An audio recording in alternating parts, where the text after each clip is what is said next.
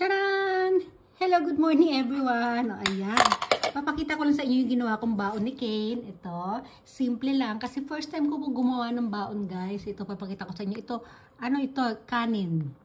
Ano siya? Kanin na hinati ko.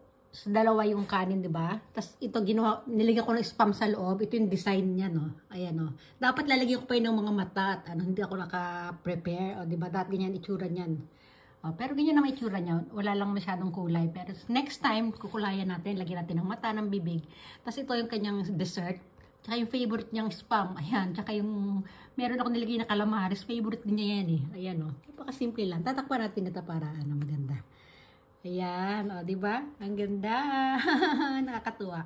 Hindi ako marunong gumawa ng ano. Pero magugustuhan ng anak ko yan. Kasi lahat yan ay favorite niya. Diba? Oh, lalapit. Thomas yan. Lalayo. Ito naman po yung ano, kutsara at tinidor ni Kane. Di ba? Ang cute oh. Oh, syempre ano yan, platter. Terno yan lahat. Yung kanyang lagay ng baon ay ito naman. O, di ba? Pagsasama-samahin natin sila dyan, ha?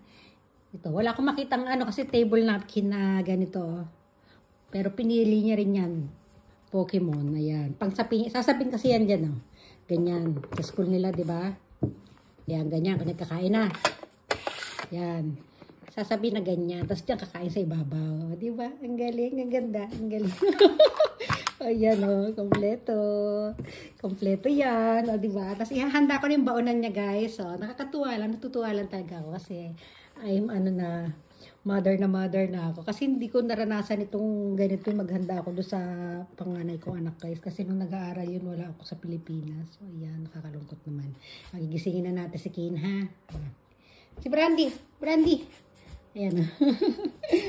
Handa ko rin muna pala yung kanyang inuman ng tubig. O ang kanyang tumbler. O, diba? Water lang yan, guys. Lalagyan lang natin ng water. Bawal magbaon sa kanila ng juice or kahit ano. Basta just water. O, diba? Yan, hahandaan naman natin siya ng kanyang ano. Ito lang almusal nun, guys. Kalahati tasa ng gatas. Ayan, minsan hindi ko hinabot ng kalahati. Tsaka Oreo. Nasa taas yung Oreo. Ayan. Ito galing ito sa mama ko eh. Regalo niya sa akin itong tasa na to. Nagustuhan ni Kane. Si Kane ang gumagamit. Akit na tayo sa taas, ha? Yan. Ito kami sa taas. At ang kanyang Oreo. Ayan. Oreo at milk. O, dahil ito naman pala guys yung kanyang baso. Ayan o. Claril din. O, diba?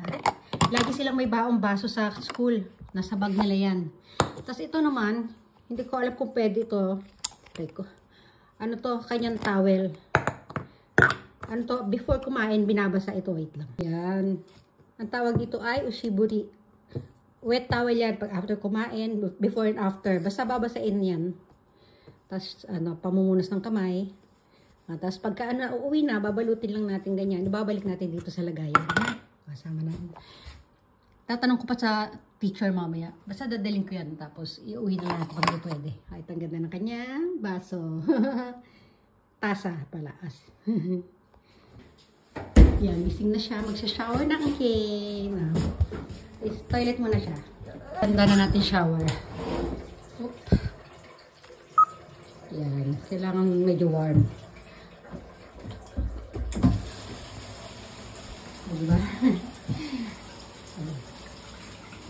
Yung kanyang toothbrush nga pala guys, ayan din oh, train din. O, diba? Oh. Ayan, tapos na siya mag-shower guys. Ginagaya niya sa baby boss na gugugaga daw. Ayan.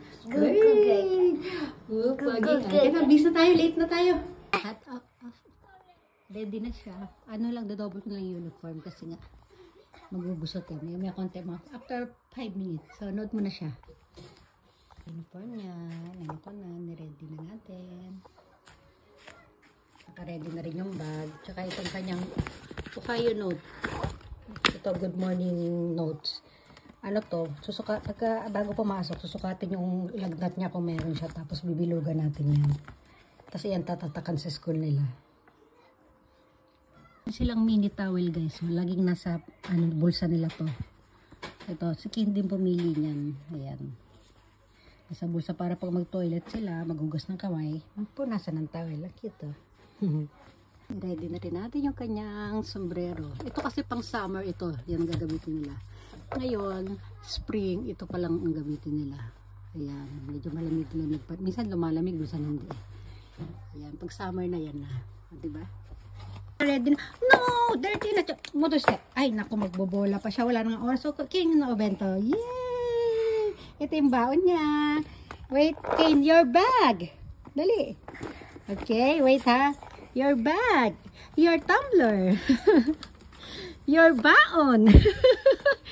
Go to school. At sige na, bye everyone na dali. Bye. Punta na tayo. Antay natin kanyang ano. Ay, hindi. Moment yung babay. Time na natin yung school bus. Halika na kayo. Dali. No, more time. Come here. No. Ayun na yung school bus nila. Nice natin. Kane, bye-bye. Yung mga friend niya. Yung kanya seatmate. Ayun, dumating na. Bye. Bye, Kane. Bye-bye. Yan, nandito na tayo sa bahay.